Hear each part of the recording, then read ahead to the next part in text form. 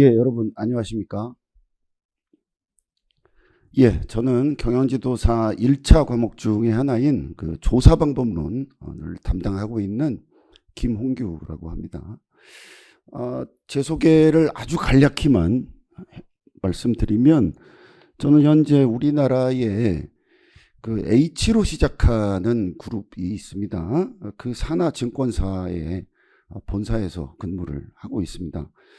주말을 이용해서 여러분들과 이제 만나 뵙고 있는데, 어느덧 한 7년 정도 강의 경력이 된 것 같습니다. 앞으로 여러분들이 이제 그 여러 가지 꿈을 위해서 도전을 하실 거고요. 그 도전에 있어서 최대한 좀 이해하기 쉬운 그런 강의, 본질적인 면에 대해서 잘 설명해 드리는 그런 강의를 통해서 좀 좋은 가이드로서 여러분들이 목적을 이루도록, 그리고 꿈을 실현하실 수 있도록 최선을 다하겠습니다. 오늘 먼저 이제 조사방법론의 전체 얼개들을 간략하게 소개를 드리고, 그 다음에 이제 본 강의를 진행을 하도록 하겠습니다. 예, 그래서 경영지도사 1차 조사방법론 과목 소개라는 것을 간략히만 말씀을 드리겠습니다. 이 프로세스를 좀 잘 이해하시게 되면 조사방법론이라는 과목 전체의 전체적인 어떤 프레임, 전반적인 흐름, 이런 것들을 보다 잘 이해하실 수가 있을 것 같아요. 먼저 조사방법론의 전체적인 플로우를 간략하게 그려본 건데요. 이렇게 한번 생각을 해보시죠. 자, 어떤 기업이 있다고 하겠습니다. 이 기업의 목표는 지속적으로 질 높은 이윤을 생산을 해가면서 쭉 이윤을 창출해서 점차 이렇게 성장을 해나가는 그런 궤적을 그리고 있을 겁니다. 그런데 기업이 이렇게 지속적인 성장, 이걸 이루기 위해서는 이들이 생산하는 재화, 그리고 용역, 이런 것들이 어디에 어필을 해야 되냐면 소비자들이 모여있는 이런 시장에 어필을 해야 됩니다. 그죠? 그러면 이 시장에 현재 익숙하실 텐데요.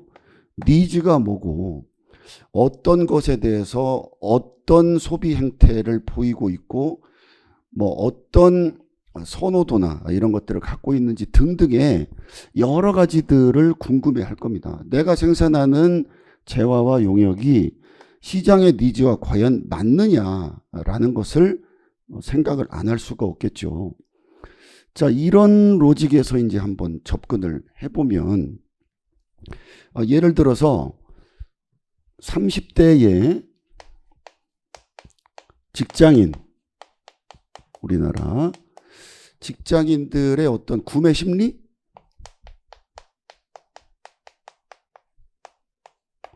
이런 것들에 대해서 조사를 해보고 싶다라고 이 기업이 전반적인 계획을 세웠다면 이런 프로세스를 거친다는 거예요. 자, 첫 번째는 이 30대 직장인들이 가지고 있는 여러 가지 생각, 니즈, 이런 것들을 조사해야겠죠. 그런데 우리나라 30대 직장인 전체를 조사를 하려면, 즉 그걸 모집단이라고 부릅니다. 그러니까 엄마 집단, 이렇게 생각을 쉽게 하시면 좋을 것 같아요. 자, 이 모집단을 전체를 조사하려면 그 수가 어마어마할 겁니다. 따라서 이 모집단을 잘 대표할 수 있는 소수의 표본, 이걸 뽑아내서 그 소수의 30대 직장인들을 쭉 뽑아낸 것을 우리가 이제 표본이라고 부르죠. 자, 이 표본들을 조사를 하게 돼요. 그래서 뭐 설문지로 조사를 할 수도 있고요. 관찰을 통해서 조사할 수도 있고, 여러 가지의 조사 방법들이 있겠죠. 그리고 거기에서 이제 어떤 데이터들이 이제 수집이 되게 됩니다. 그걸 가지고 결과를 분석을 하게 됩니다. 그런데 이때 통계적으로 분석을 해야 되겠죠. 여기서 나온 어떤 결과가 통계적으로 충분히 유의할 만큼, 즉 의미가 있을 만큼 그 정도의 팩터냐, 이런 것들을 여기에서 결정을 하게 되고, 그 결과를 가지고 기업의 생산이나 기타 마케팅 이런 쪽의 의사결정에 활용을 하게 됩니다. 자, 이게 전체적인 흐름이라고 보면 여기에 방금 설명드린 조사, 즉 조사의 유형, 내가 어떤 현상을 단순히 요약하는 그런 조사를 할 거냐, 아니면 Y의 원인은 X다라는 원인과 결과에 대한 인과관계 쪽을 조사를 할 거냐라는 여러 가지 수많은 조사 유형이 있고요.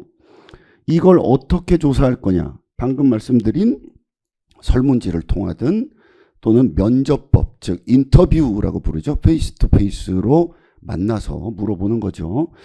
또는 관찰을 할 거냐 등등의 여러 가지 조사 방법이 있고, 그것들에 대한 측정을 어떻게 할 거냐, 이런 것들이 이제 척도에 관련되는 이슈들이죠. 자, 이게 바로 이런 부분에 해당하는 것이 조사 방법 파트라고 우리가 구분을 할 수가 있습니다. 그리고 이 이외의 부분들, 즉 결과를 분석하고 그거를 통계적으로 이게 유의미한 팩터냐라는 것들을 분석하는 이 일련의 과정들, 이것이 통계 파트라고 우리가 생각을 하시면 될 것 같아요. 여기에는 이제 우리가 수업을 하면서 같이 살펴보겠지만 뭐 회귀 분석이라든지 분산 분석, 이런 통계적인 분석 방법, 그리고 거기에 대한 어떤 통계적인 해석, 이런 것들이 이슈가 될 겁니다. 그리고 이 앞서서 모집단에서 표본을 뽑아낸다고 했잖아요. 그런데 이게 그냥 아무렇게나 뽑아내는 게 아니라 일정한 추출 방법이 있습니다. 그래서 표본의 추출 방법을 어떤 걸로 할 거냐라는 그런 이슈, 또 모집단 전체를 조사하지 않고 표본을 뽑아서 조사를 한 다음에 모집단이 이럴 거야 라는 추론의 과정을 거치기 때문에 오차라는 것이 발생할 수밖에 없겠죠. 이 오차의 크기나 어떤 컨트롤, 우리가 통제라고 부릅니다. 그런 것들에 대한 방안들, 이런 것들이 전체적인 얼개를 이루고 있다라고 이해를 하시면 될 것 같아요.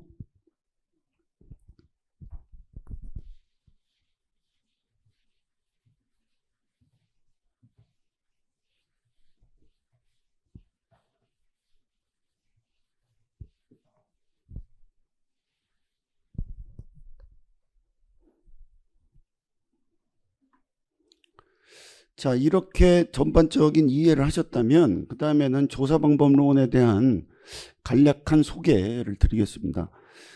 많은 수험생분들이 대표적인 전략 과목으로 설정을 하고 있는 과목입니다. 왜냐하면 이 두 가지의 이유 때문에 그래요. 굉장히 여러 가지의 개념들이 등장하는 것 같지만 사실은 용어의 본질이 뭐냐라는 것을 이해하면 굉장히 쉽게 접근을 할 수가 있는 과목이고요. 그 다음에는 여러 가지의 이런 팩트들이 굉장히 좀 복잡하게 얽혀 있는 것 같지만 얘가 왜 이런 프로세스를 거치고 어떤 개념하고 어떻게 연결이 되어 있느냐라는 것은 대단히 논리적인 흐름으로 서로 연결되어 있거든요.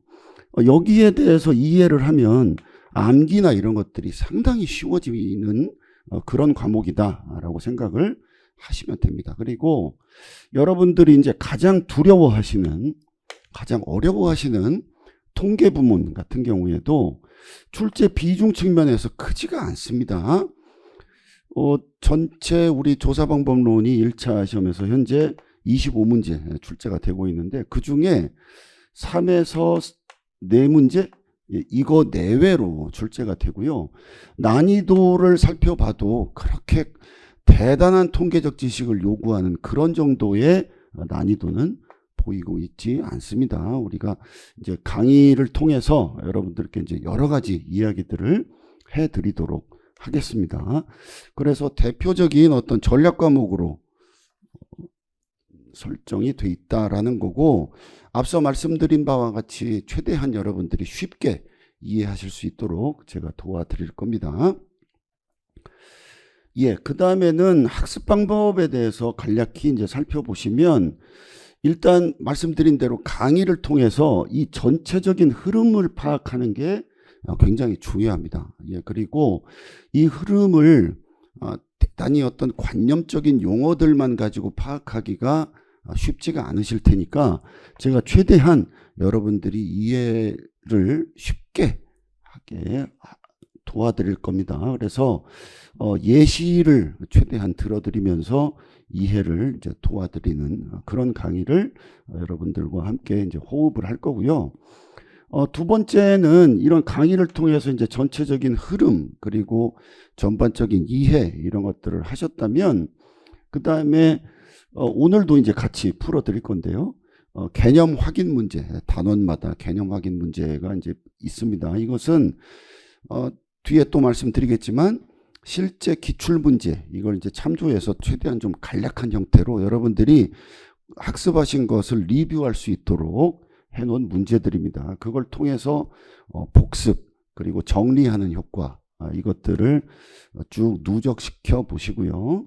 그 다음에 실제로 이제 출제 비중이나 경향 또는 이제 내가 지금 학습하는 것에 대한 중요도, 이런 것들을 좀 더 1차적으로 느끼시고 싶은 이런 분들은 이런 전반적인 프로세스 이후에 기출문제, 그리고 모의고사, 실전 대비 모의고사 이런 것들을 통해서 충분히 고득점이 가능한 대표적인 전략 과목으로서 자리 잡을 수 있다라는 그런 자신감을 가지시고 수업에 임해 주시면 될 것 같습니다.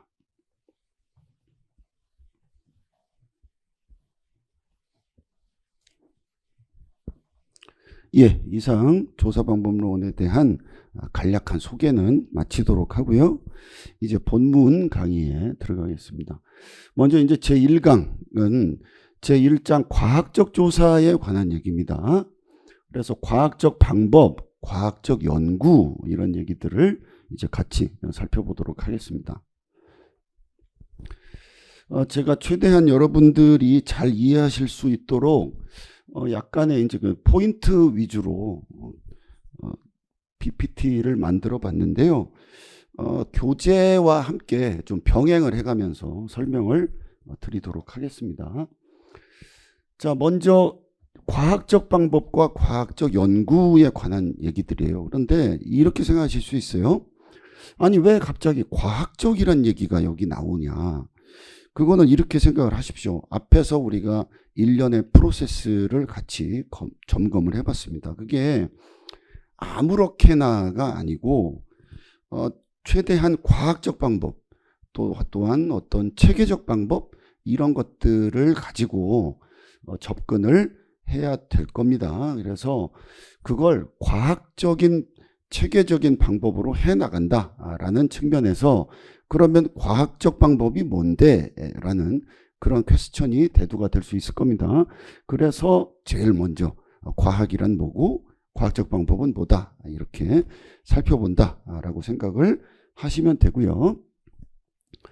자, 먼저 관련 개념들 보겠습니다. 자, 과학이란 뭐냐? 여러 가지 이제 복잡하게 써 있는 것 같은데 키워드는 이거예요. 뭔가를 관찰합니다. 그래서 법칙이나 원리나 이런 것들을 이 관찰을 통해서 발견을 해요. 그리고 그것들을 통해서 체계적인 지식을 축적을 합니다. 그러면 결국 체계적인 지식 체계가 쌓이겠죠.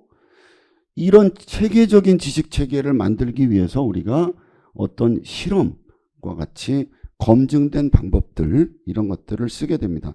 실험에 대해서는 뒤쪽에서 말씀을 드리도록 하겠습니다. 결국에 보편적 진리나 법칙의 발견을 목적으로 이렇게 한다라는 거예요. 그래서 뭘 관찰하고 법칙을 발견해서 체계적으로 지식 체계를 쌓아가는구나. 그게 과학이자 과학적 방법이구나. 이렇게 이해를 하시면 됩니다. 간략하게. 자, 그래서 이제 같이 교재를 보시죠. 8페이지입니다. 거기 보시면 박스 속에 과학 해가지고 1, 2, 3 이렇게 나와 있어요. 자연현상, 인간사회 현상 이런 것들이 대상이겠죠. 그래서 그것들을 체계적으로 제가 키워드라고 말씀드린 관찰합니다. 자, 그 관찰 결과를 바탕으로 보편적인 아까 우리가 체크한 법칙과 원리를 발견하고 발전시키는 행위 및 이에 대한 방법론하고 얘네 둘의 결과로 이루어진 키워드 체계적인 지식이라는 걸 볼 수가 있습니다. 두 번째는 사물의 구조나 뭐 성질, 법칙 등등등이 있겠죠. 이거를 탐구를 하는 거예요. 그런데 어떤 방법으로 탐구하느냐? 관찰이 가능한 방법으로 탐구를 해야겠죠. 왜냐하면 우리가 우리 인지체계로 느껴야 되니까요. 보고 듣고 느껴야 되니까. 그걸 탐구해서 체계적 지식이란 말이 또 나와요.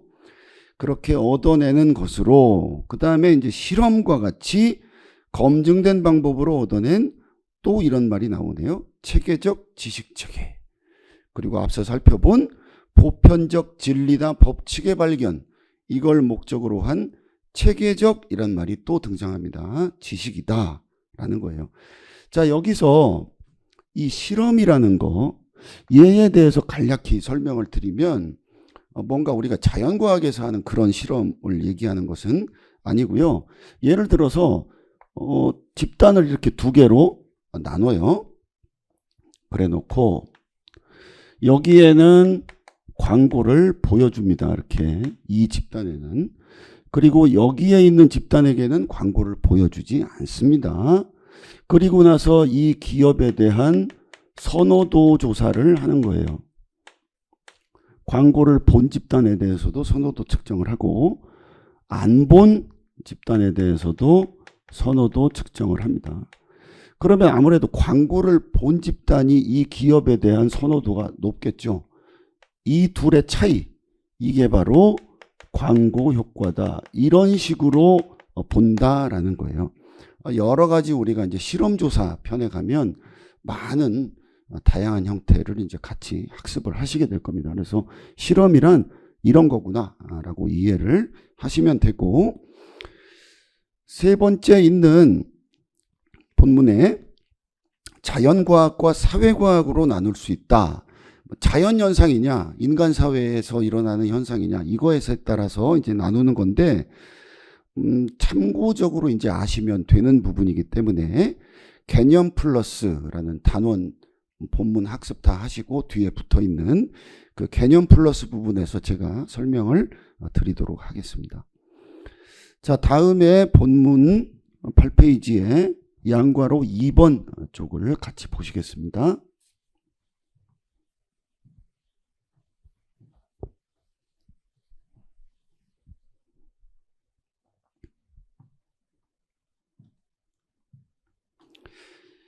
양과로 2번 보시면 과학에서 쓰이는 방법들, 이게 바로 과학적 방법이다 라는 말이 보이시죠. 그리고 또다시 이런 말들이 나오네요. 체계적이고 객관적 방법으로 검증 가능한 질문에 대해 연구하는 방법이라는 말이 눈에 띄실 거예요. 검증 가능한 질문이라는 건 어떤 거겠습니까?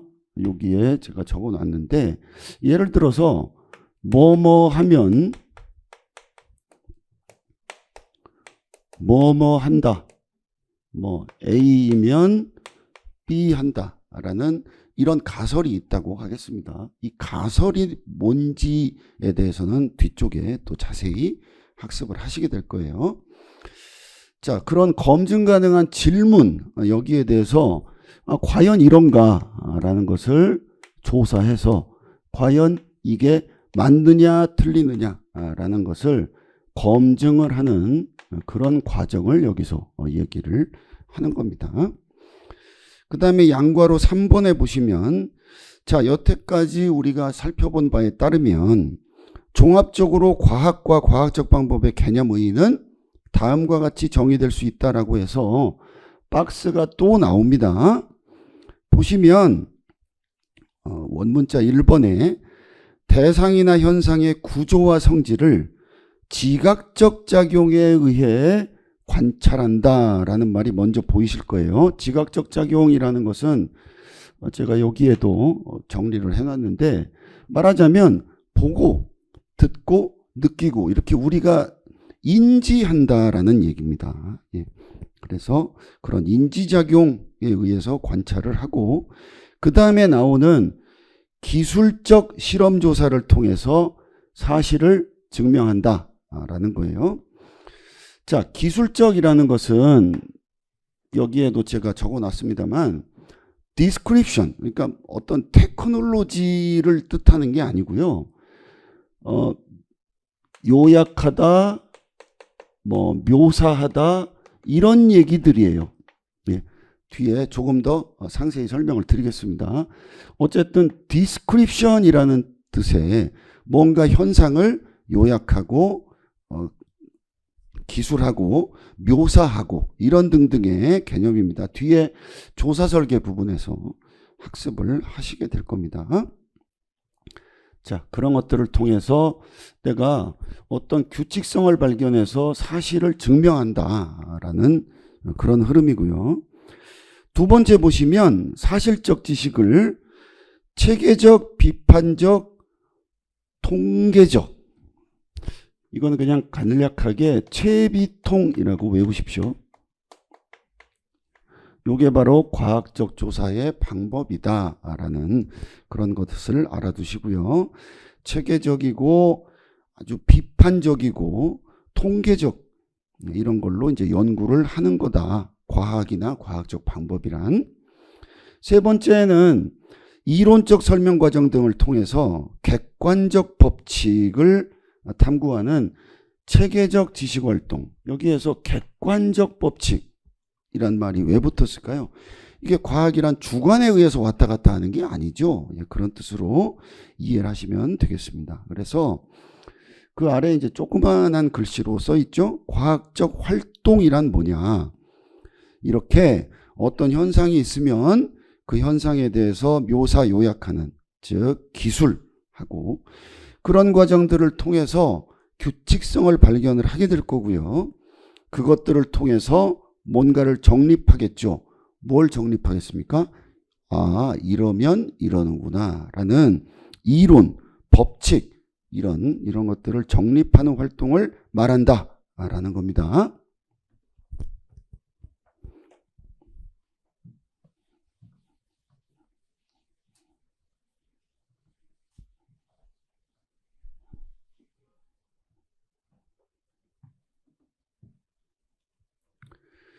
자, 그 다음에 8페이지의 그 2번, 큰 2번 보시겠습니다.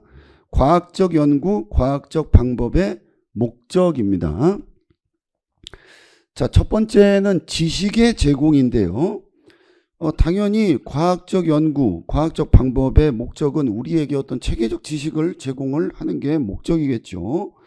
두 번째는 규칙성의 일반화라는 겁니다.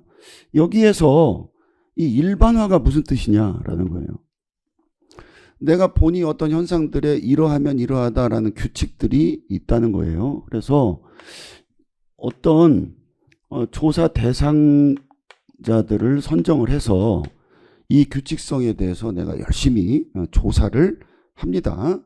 그래서 예를 들어 아까 말씀드린 30대 어떤 구매 심리나 이런 것들 이제 표본 조사를 하게 되겠죠. 그래서 그 조사가 충분히 이제 타당하고 신뢰할 만하다면, 아, 이게 우리나라 30대 전체는 이러이러하구나 라고 확대를 하는 거예요. 전체 적용할 수 있는 어떤 일반적 법칙,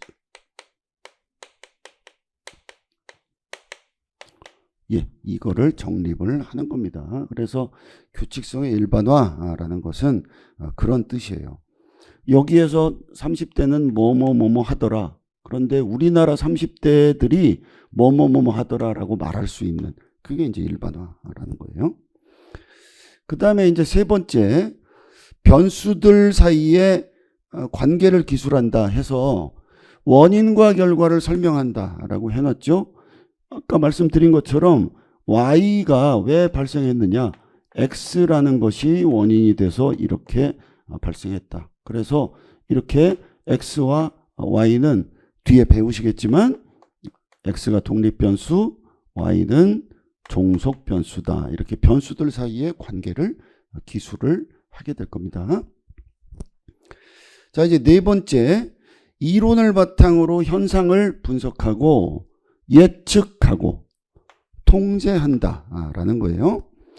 여기서 이제 예측은 내가 조사를 해봤더니 X면 Y 하더라. 그러니 앞으로 이 X라는 현상이 나타나면 Y라는 현상이 이렇게 나타나겠군.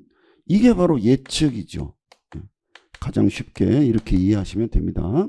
그리고 이제 통제라는 것은 여러 가지 의미가 있습니다. 굉장히 좀 이게 통제다라고 말할 수가 없을 만큼 여러 가지 이제 액티비티들이 있는데 몇 가지만 예를 들어보면 첫 번째는 X면 Y다라는 여기에 다른 Z라는 게 생겨가지고 이것에 대한 적용이나 어떤 해석이나 이런 것들을 방해를 하는 그런 요소들이 나타나면 안 되겠죠.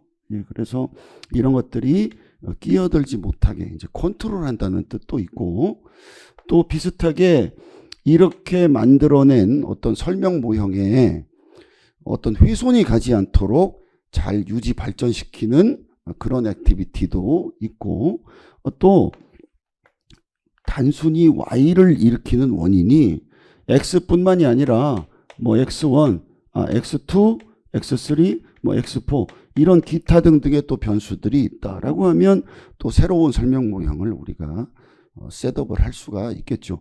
이런 일련의 과정들이에요. 그렇게 통제를 이해를 하시면 됩니다. 자, 그래서 예측과 통제에 대해서까지 다 알아봤고요. 이것들을 이제 종합을 해서 탐색 기술, 설명, 이해, 예측, 통제 이렇게 정리를 해놨는데 원문자 5번에 보시면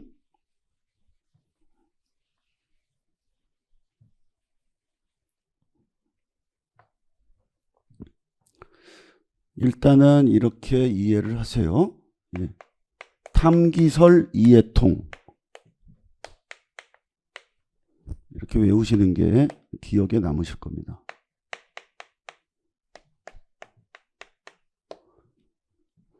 자, 이건 탐색이죠. 그래서 뭔가를 알아내기 위해서 이리저리 이제 탐색을 해보는 겁니다. 여러분들이 뭔가 이제 문제를 잘 모르면 인터넷을 뒤진다든지 어떤 문헌을 조사한다든지 이런 여러 가지 액티비티들을 하시죠.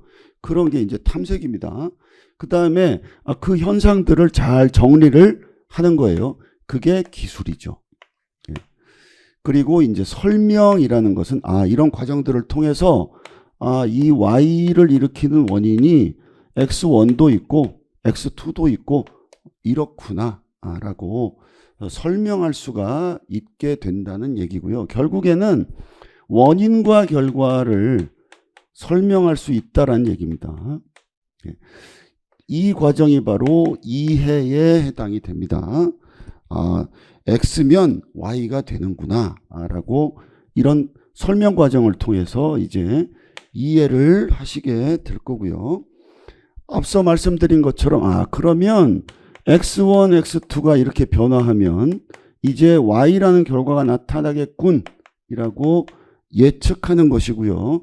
그 이후에는 이것들에 대한 설명 모형이라든지 어떤 다른 변수의 개입이라든지 이런 것들에 대한 컨트롤이 이루어지는 이 과정을 거친다라는 거예요. 탐기설 이해통 이렇게 외우시면 되고 결국에는 이것들을 조금 더 축약해서 정리한 게 여기에 있는 세 줄의 얘기입니다. 인과관계를 규명. 이게 뭐냐? 원인과 결과를 설명한다는 얘기고 그 다음에 이걸 일반화시키죠. 여기에서 우리가 설명하고 이해하고 이런 과정이 바로 일반화죠. 표본에서 밝혀진 것을 전체에 적용을 하는 어떤 일반적인 원리 쪽으로 연결을 시키는, 그래서 이런 검증을 통해서 규칙성을 발견하고 이론으로 정립한다. 이게 이제 일반화라는 거고요. 그래서 이런 과정들이 다 되면 그 다음에 예측 및 통제의 과정으로 연결이 될 거 아닙니까? 미래를 예측하고 체계화시키고 적절하게 통제한다라는 거예요. 자, 우리 8페이지에 두 박스의 마지막 부분 탐기설 이해통 이렇게 써 있고, 인과관계 규명, 실험, 체계적 이해를 통해서 원인과 결과를 설명이라는 말, 박스 속에 괄호 속의 말이 보이실 거예요. 그 다음에 이어지는 게 뭐죠? 일반화. 반복해서 실험을 하거나 플러스 어떤 검증 과정, 이것들을 통해서 이제 규칙을 발견하고 일반화해서 이론으로 정립한다라는 말 다시 한번 리뷰하시고요. 그 다음에 예측 및 통제, 이론을 정립을 해가지고 이제 대상 현상 분석으로 미래를 예측하고 체계화시키고 적절하게 통제한다라는 여기에 써 있는 말들이 전부 다 이제 명확하게 이해가 되실 겁니다.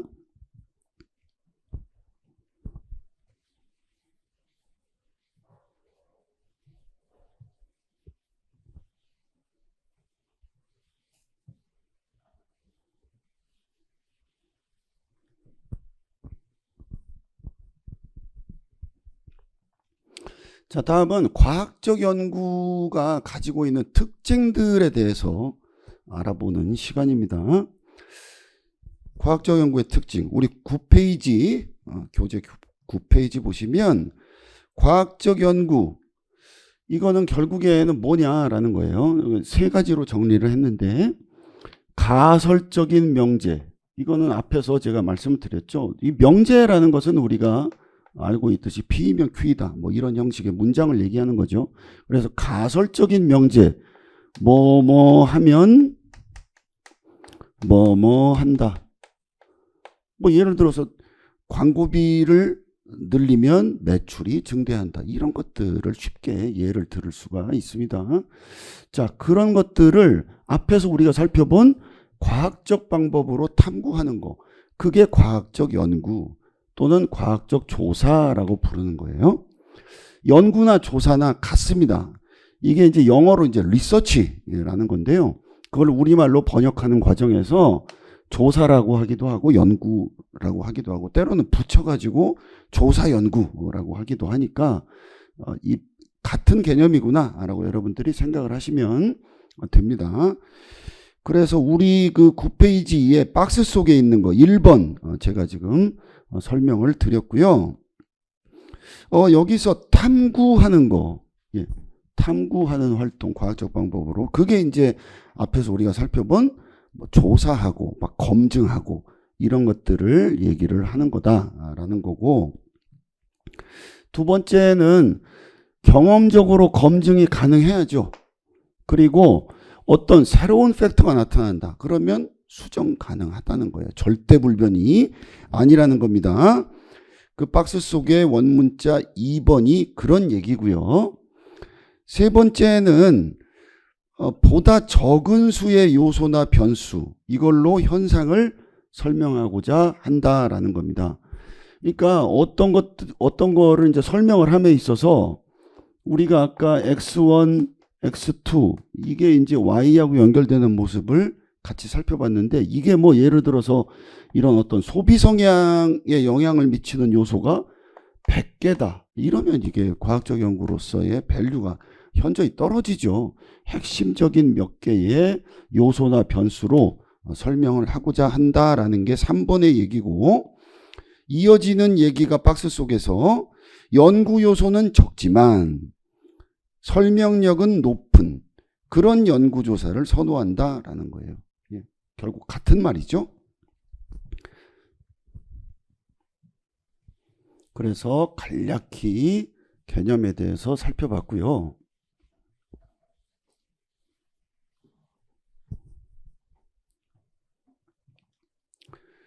그 다음은 과학적 연구의 특징입니다. 시험에 단골로 나오는 부분입니다. 네, 그래서 과학적 연구의 특징은 반드시 잘 외워두시면 좋을 것 같아요. 그래서 몇 가지 이제 쭉 정리를 해놨습니다. 객관성, 경험성, 검증 가능성 이런 얘기들을 쭉 적어놨는데요. 첫 번째 객관성 보시겠습니다. 이거는 동일한 인식, 표준화된 도구와 절차 이것들이 키워드라는 거예요. 이 키워드 기억하시고 9페이지 본문 보시겠습니다. 교재 1번 뭡니까? 다른 사람이 보아도 동일하게 인식해야 한다는 거. 그러니까 각각의 주관에 따라서 막 제각기 인식하고 이러지 말라는 거예요. 그러면 안 된다라는 겁니다. 두 번째는 객관적으로 딱 납득할 수 있는 결과, 이걸 위해서 표준화된 도구와 절차, 이게 필요하다라고 돼 있죠.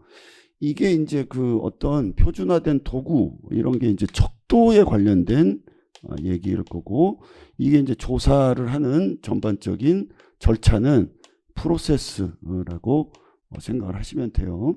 자, A부터 시작해서 B, C, D 뭐 이런 과정을 거쳐서 이제 조사를 하고, 이 조사 과정 중에 예를 들어서 리더십을 측정한다. 그러면 여러 가지 개념에 대해서 우리가 측정을 할 거 아닙니까? 과연 뭐 이 사람이 스스로 성실하냐, 업무 지식이 얼마나 있느냐, 이런 여러 가지의 팩터들을 측정을 하게 되겠죠. 그럴 때 이제 우리가 척도라는 거를 쓰게 돼요. 뒤에서 굉장히 자세하게 배우실 거예요. 그러면 이 척도는 여러분들이 많이 보신 것은 이런 거죠. 1, 2, 3, 4, 5 해서 이 사람의 리더십을 측정하는데 성실성은 얼마나 된다고 보느냐. 뭐 여기에 이제 체킹을 하게 하는 이런 게 척도죠. 그래서 3은 보통이고 5면은 아주 높고 뭐 1은 아주 낮다. 뭐 이런 식으로 이제 그 값을 주게 되는 겁니다. 그래서 이런 것들, 이런 것들이 바로 스탠더다이즈드, 즉 표준화된 도구와 절차. 그래서 그게 이제 객관성이라는 것과 연결이 된다라는 그런 얘기로 이해하시면 돼요. 자, 그 다음에 경험성입니다. 키워드부터 보실까요? 보시면 경험성, 감각기관에 의해 지각된다. 앞서 우리가 살펴봤죠. 내가 보고 듣고 느끼고 이럴 수 있어야 된다는 거예요. 교재 보시면 1번 연구 대상이 궁극적으로 감각기관에 의해서 지각될 수가 있어야 그게 과학적 연구다라는 거고, 너무나 당연한 얘기죠. 이래야 이제 우리가 측정하고 연구하고 이럴 수 있을 거 아닙니까? 두 번째는 추상적인 개념이다. 그것도 역시 그 자체로는 추상적일지라도 필요한 거는 궁극적으로 경험적으로 인식이 가능해야 된다. 제가 지금 금방 어떤 예를 들었습니까? 리더십. 이건 구체적입니까? 추상적입니까? 추상적이죠. 이런 추상적인 변수를 3점 이내, 5점 이내 이런 식으로 경험적으로 인지가 가능하게끔 이렇게 해야 된다라는 거예요. 그게 이제 나중에 우리가 살펴볼 측정이라는 개념하고 연결이 되는 거죠. 그래서 경험적으로 인식이 가능해야 된다. 또 다른 예는 뭐 어떤 지능, 이것도 역시 추상적인데 이거를 우리가 경험적으로 인식 가능하게 만든 게 뭡니까? IQ죠. 그런 것들을 생각하시면 되고요. 그 다음에 있는 얘기, 검증 가능성입니다. 다른 말로 실증성이라고 하는데 실제로 증명 가능하냐 이거예요. 얘는 결국에는 실제로 현상적으로 이 증거가 존재하느냐라는 말과 동의어겠죠. 우리 교재 보시면 검증 가능성, 실증성, 과학적 조사 결과가 사실로 증명될 수 있도록 하려면 뭐가 필요해요? 실제 현상적인 증거가 당연히 필요하다는 거예요. 그렇게 이해하시면 되고, 그 다음에는 이제 재현 가능성 또는 재생 가능성이라는 거, 여기에 키워드를 보시면 절차 방법을 재실행하면 똑같은 결과가 나온다. 이게 이제 재생 가능성이란 얘기입니다. 교재 보시죠. 조금 더 자세하게 설명이 되어 있어요. 일정한 절차, 방법을 재실행 이렇게 한다는 얘기는 뭐냐? 가로 열고, 즉 동일 조건이라는 얘기예요. 그렇게 하면 동일한 결과가 재현될 수 있는 가능성, 이게 있어야 된다라는 거예요. 이게 결국엔 할 때마다 틀려지면 안 된다는 겁니다. 예, 그렇게 이해하시고요. 그 다음에 보시면 간결성인데, 이 간결성은 앞서서 우리가 살펴봤어요. 설명하는 변수, 즉 x입니다. 독립변수. 얘는 최소한이고, 최소한 설명 변수. 그걸 가지고 최대한의 설명력, 이게 나와야 된다라는 겁니다. 교재 보실까요? 똑같은 얘기가 쓰여 있습니다. 최소한의 설명 변수로 최대한의 설명력을 확보한다라는 거죠.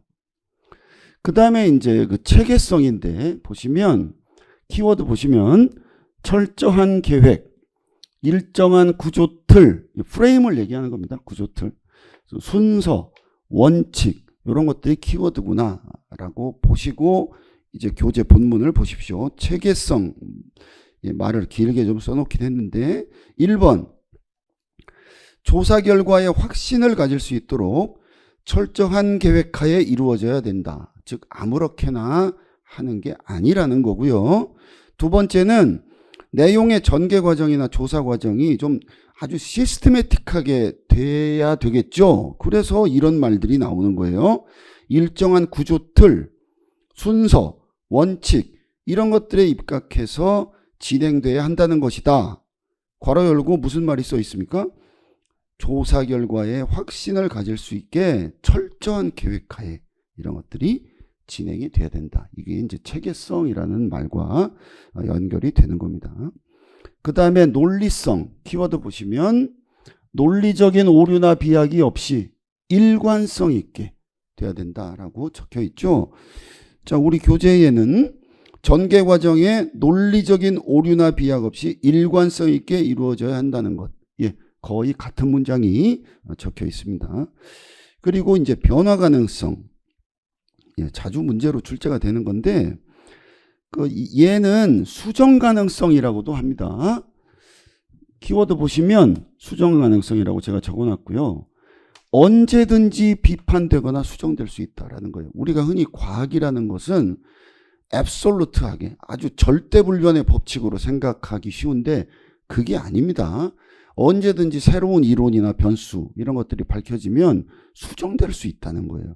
그게 과학적 연구의 특징이라는 겁니다. 그래서 교재 보시면 수정 가능성, 연구 결과는 향후 수정될 수 있기 때문에 변화 가능성을 가진다는 거. 두 번째, 과학적 지식의 속성은 기존의 신념이나 연구 결과들이 언제든지 비판, 수정될 수 있다는 것이다 라는 말로 설명이 돼 있어요.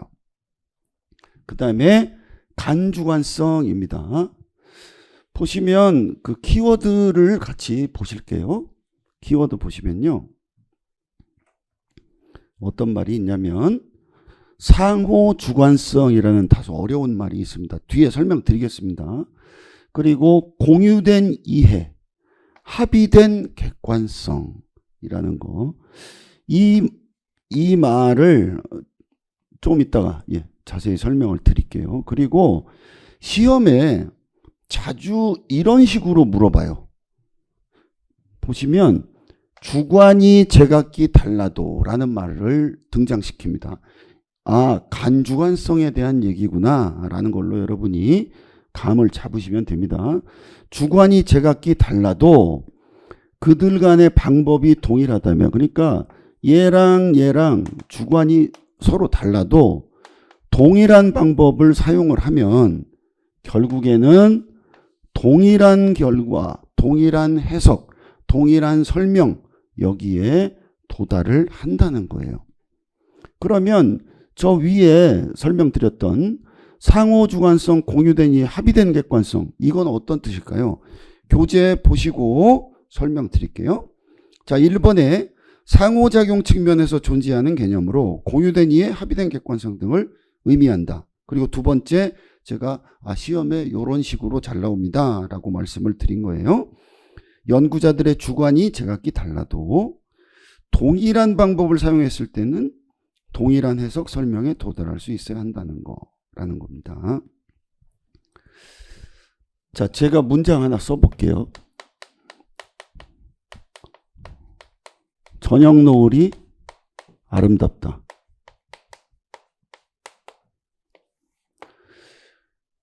이런 게 바로 간주관성이에요. 뭐냐면 이게 바로 뭔가를 아름답다라고 느끼는 거는 뭔가 점수에 의해서 하는 게 아니죠.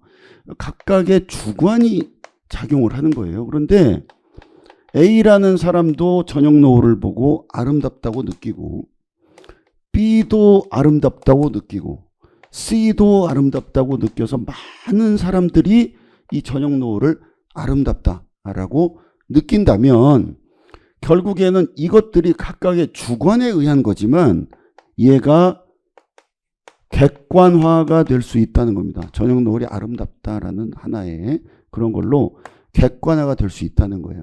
결국에는 서로 간의 상호작용 속에서 나타나는 어떤 주관의 객관화죠.